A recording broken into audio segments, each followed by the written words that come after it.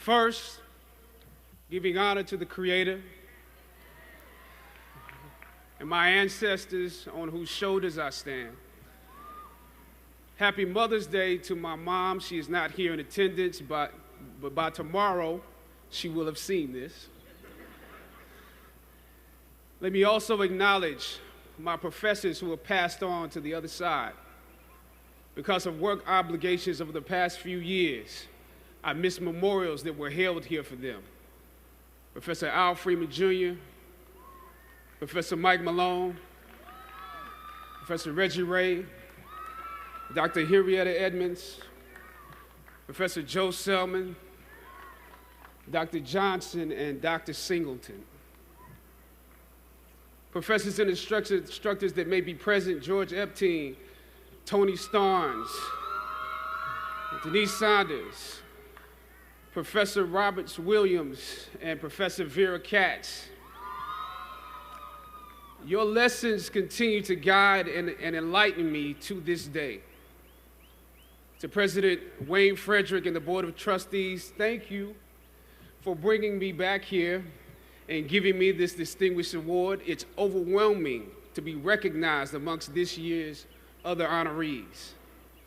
I can think of no better place to be right now after the Black Panther and Avengers campaigns than to return and participate in these graduation ceremonies with you.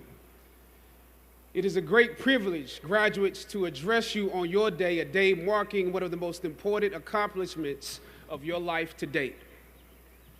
This is a magical place, a place where the dynamics of positive and negative seem to exist in extremes.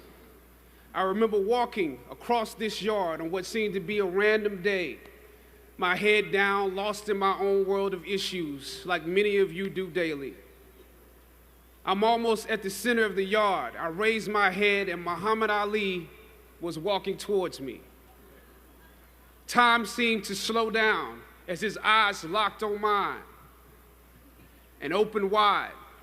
He's raised his fist into a quintessential guard. I was game to play along with him, to act as if I was a worthy opponent. What an honor to be challenged by the GOAT, the greatest of all time, for a brief moment. His face was as serious as if I were Frazier in the Thriller in Manila. His movements were flashes of a past greater than I can imagine. His security let the joke play along for a second before they ushered him away, and I walked away floating like a butterfly. I walked away amused at him, amused at myself, amused at life for this moment that almost no one would ever believe. I walked away light, ready to take on the world. That is the magic of this place. Almost anything can happen here. Ain't you?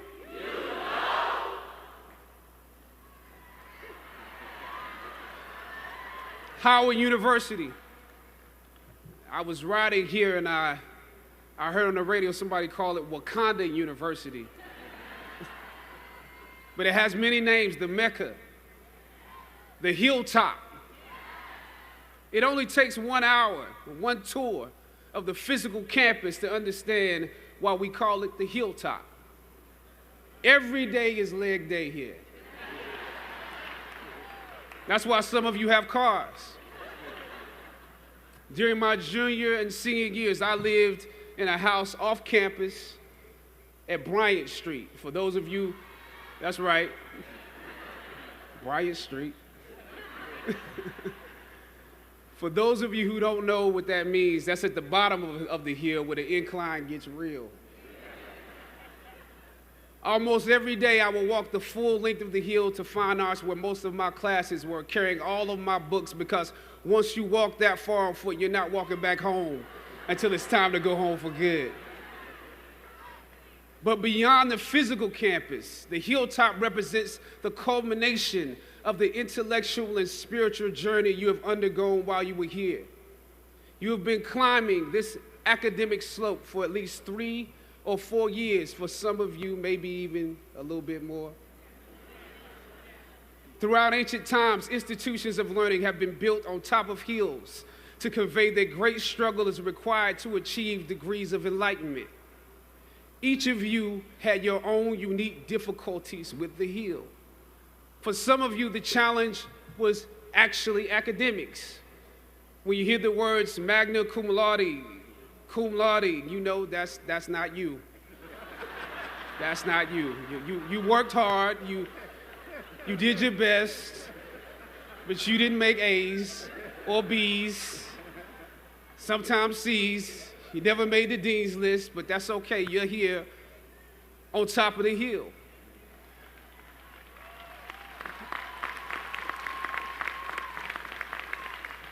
And I want to say something to that. You know, sometimes your grades don't give a real indication of what your greatness might be. So it really is okay. For others, it was financial. You and your family struggled to make ends meet every semester of your matriculation. You had to stand in one line to get to another line, to get to another line for somebody that might help you. You had to work an extra job or two, but you're here. For a lot of you, not all, but a lot of you, your hardest struggle was social. Some of you never fit in. You were never as cool and as popular as you wanted to be, and it bothers you. So your social struggles here became psychological. Even though you made it up the hill, you carry the baggage of rejection with you, but you're here. Or some of you went through something traumatic. You made it to the top of the hill, but not without scars and bruises. Some of you fit in too much. You were on the yard rapping on your frat block when you were supposed to be in class. Or you got caught up in the DC party life. I know how that is. I mean, we're right here in the midst of the city. Sometimes you forgot you were in school. You probably could have graduated with honors, but instead, you are getting an oh yeah degree today. Oh yeah, I have class. Oh yeah, I have that paper due. Oh yeah, I have a final. You were literally too cool for school. You waited until the last minute to do your best work, and it's a wonder that you made it up the hill at all because you carry the baggage of too much acceptance. Most of you graduating here today struggled against one or more of the impediments or obstacles I mentioned in order to reach this hilltop. When completing a long climb, one first experiences dizziness, disorientation, and shortness of breath due to the high altitude. But once you become accustomed to the climb, your mind opens up to the tranquility of the triumph. Oftentimes, the mind is flooded with realizations that were for some reason harder to come to when you were at a lower elevation. At this moment, most of you need some realizations because right now you have some big decisions to make. Right now, I urge you, in your breath, in your eyes, in your consciousness, invest in the importance of this moment and cherish it. I know some of you might have partied last night. You should celebrate, but this moment is also part of that celebration. So savor the taste of your triumphs today. Don't just swallow the moment whole without digesting what has actually happened here. Look down over what you conquered and appreciate what God has brought you through.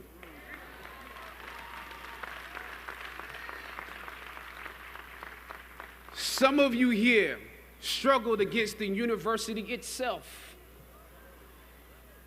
This year, students protested and took over the A building, formulated a list of demands, and negotiated with our president and administration to determine the direction of our institution. It's impressive. Similarly, during my years here at Howard, we also protested and took over the A building in order to preserve Howard's annual In order to preserve Howard's annual appropriations from Congress, President H. Patrick Swagger decided to reduce the number of colleges at the university. By his plan, engineering would need to merge with architecture, nursing would merge with allied health, and fine arts, my school, would be absorbed by arts and sciences. That's how we saw it, absorbed. For many of us in fine arts, this signaled to us that our curriculums or the curriculums of students following us might become watered down concentrations. This undermined the very legacy we were proud to be a part of and aim to continue. The Fine Arts program had produced Felicia Rashad, Debbie Allen, Isaiah Washington, Richard Wesley, Donnie Hathaway, Roberta Flack, just to name a few. We felt that, yes, you could go on and on, you could go on and on, you could go on and on. We felt that we could compete with students from Juilliard, NYU, and Cal Arts as long as we continued to have a concentrated dosage that rivaled a conservatory experience. But without it,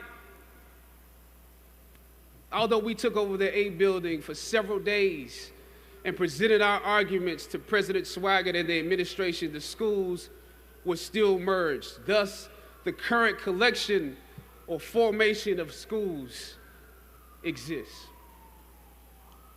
That's why I view your recent protest as such an accomplishment for both sides of the debate, student and administration. I didn't come here to take sides. My interest is what's best for the school. A Howard University education is not just about what happens in the classroom, students. In some ways, what you were able to do exemplifies some of the skills you learned in the classroom. It takes the education out of the realm of theory and into utility and practice. Obviously, your organization skills were unprecedented. I'm told that you organized shifts so that you could at least continue some of your classes. We missed all our classes when we were in the A building. And I'm told that through donations, there was always an ample helping of food. I probably ate a slice of pizza during the entirety of our 3-day protest. So your organization and planning was impeccable. You received the majority of your demands, making a significant impact on those who came after you. As is often the case, those that follow most often enjoy the results of the progress you gain. You love the university enough to struggle with it. Now, I have to ask you that you have to continue to do that. Even now that you received your demands, even if you're walking today, you have to continue to do that. Everything that you fought for was not for yourself. It was for those that come after. You could have been disgruntled and transferred, but you fought to be participants in making this institution the best that it can be. But I must also applaud President Wayne Frederick and the administration for listening to the students.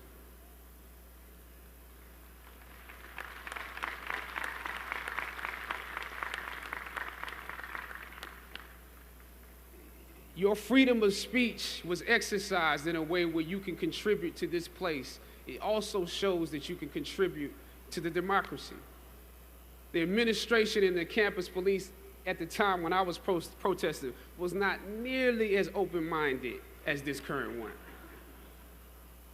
I know this was a difficult time, but because of both of you, I believe Howard is a few steps closer to the actualization of its potential, the potential that many of us have dreamed for it.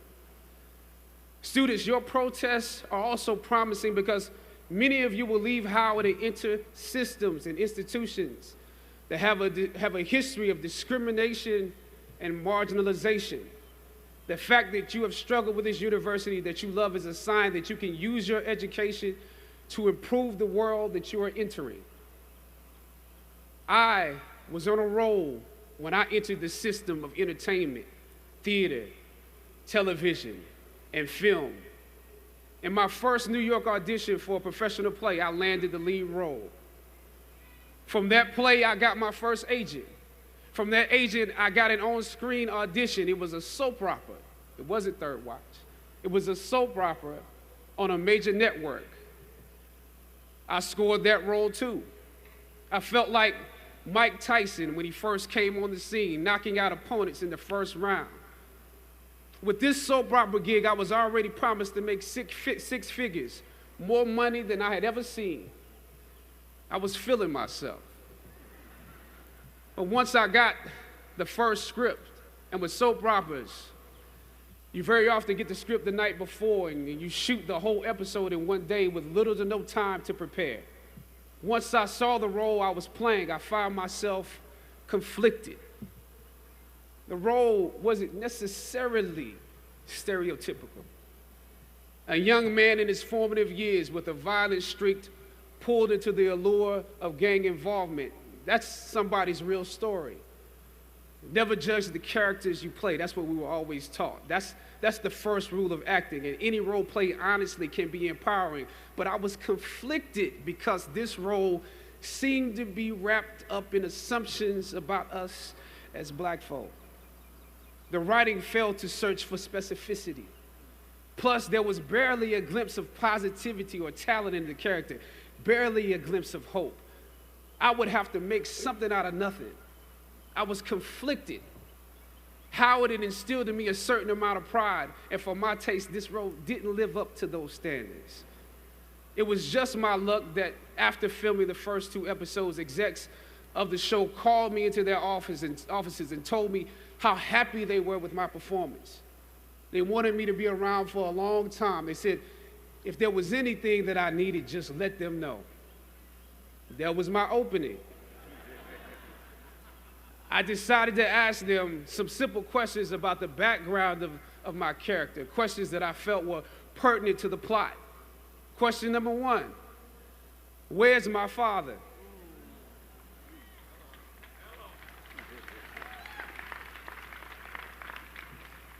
The exec answered, well, he left when you were younger. Of course. Okay. Question number 2. In this script, it alluded to my mother not being equipped to operate as a good parent. So why exactly would my little brother and I have to go into foster care? Matter of factly, he answered, well, of course, she's on heroin. That could be real, I guess. But I didn't want to assume that's what it was. If we're around here assuming that the black characters in the show are criminals on drugs and deadbeat parents, then that would probably be stereotypical, wouldn't it? That word stereotypical lingered. One of the execs pulled out my resume and began studying it. The other exec wore a smile, trying to live up to what they had promised me only a few moments before. If there's anything you need, just let us know.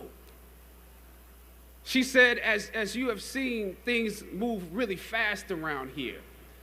But we are more than happy to connect you with the writers if you have suggestions. Yeah, I said, that would be great. I said, because I'm just trying to do my homework on this. I didn't know if you guys had decided on all the facts, but maybe there's some things we could come up with, some talent or gift that we could build. Maybe he's really good at math or something. He has to be active. I'm doing my best not to play this character like a victim. So you went to Howard University, huh? The exec holding my resume interrupted, peeking over the pages. Yes, I said proudly. He slid my resume back in his desk and said, thank you for your concerns. We'll be watching you. I left the office. I shot the episode I had come in to shoot on that day. Probably the best one I did out of the 3 because I got what was bothering me off my chest. I was let go from that job on the next day. A phone call from my agent. They decided to go another way. The questions that I asked set the producers on guard and perhaps paved the way for a less stereotypical portrayal for the black actor that stepped into the role after me. As the scripture says, I planted the seed and Apollos watered it. But God kept growing. God kept it growing. Yet and still, when you invest in a seed, watching it grow without you, that is a bitter pill to swallow. A bitter pill. Anybody that's ever been fired knows what I'm talking about. Even if you really don't want the job, when they let you go, it's like any breakup. You act like you don't care. I didn't need that damn job anyway. I didn't need them. But when you have those moments alone, you start to wonder if there was a better way to handle it. And if you could have handled it better, maybe you could help your family. And then before you know it, you're broke. And you find yourself scraping together change just so you can ride the subway so that you can get the next job. And maybe if you could book something else, that would eclipse the feeling of doubt that's building. But it seems like you can't pay them to hire you now. My agents at the time told me it might be a while before I got a job acting on screen again. Well, that was fine because I never wanted to act in the first place. And I definitely didn't want to be caught dead going after a fake Hollywood pipe dream. I'm more of a writer-director anyway, so forget their stories. I can tell my own stories. But am I actually blackballed? We're hesitant about sending you out to some people right now because there is a stigma that you're difficult. As conflicted as I was before I lost the job, as adamant as I was about the need to speak truth to power, I found myself even more conflicted afterwards. I stand here today knowing that my Howard University education prepared me to play Jackie Robinson, James Brown, Thurgood Marshall, and T'Challa. But what do you do when the principles and standards that were instilled in you here at Howard close the doors in front of you? Sometimes you need to get knocked down before you can really figure out what your fight is and how you need to fight it. At some point, my mind reverted back to my experiences here, to the professors that challenged me and struggled against me. Professor Roberts Williams, Doc Singleton, George Epstein, to name a few, the ones that would fail you out of the goodness of their hearts.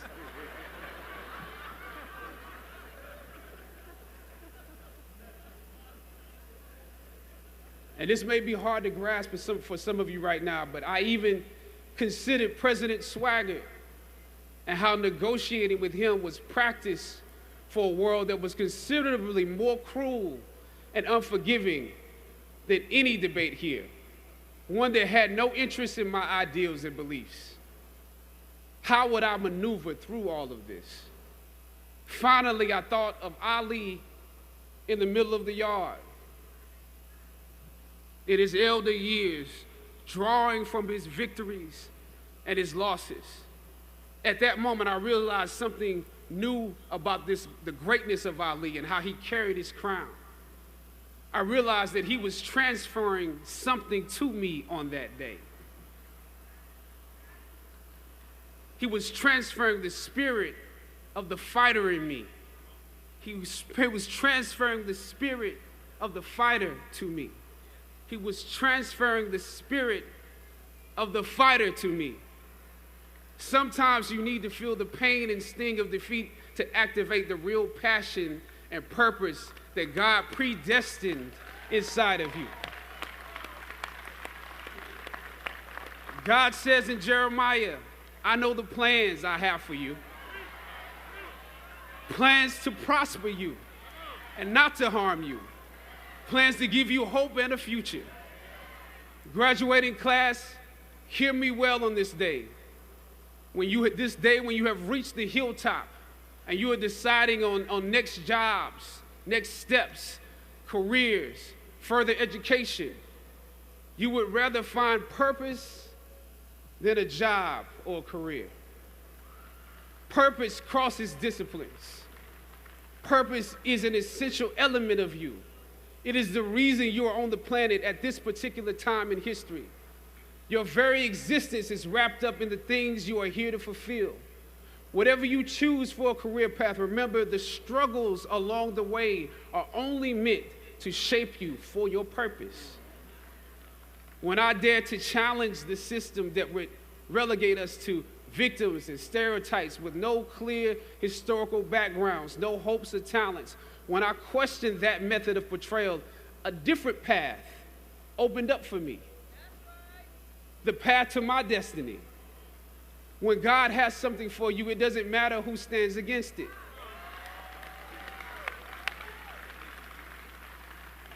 God will move someone that's holding you back away from a door and put someone there who will open it for you. If it's meant for you,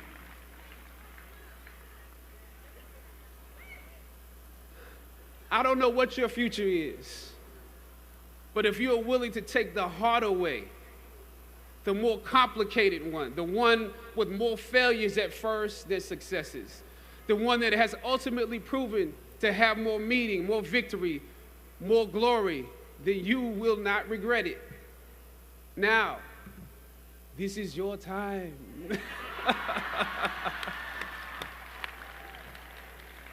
The light of new realization shines on you today. Howard's legacy is not wrapped up in the money that you will make, but the challenges that you choose to confront.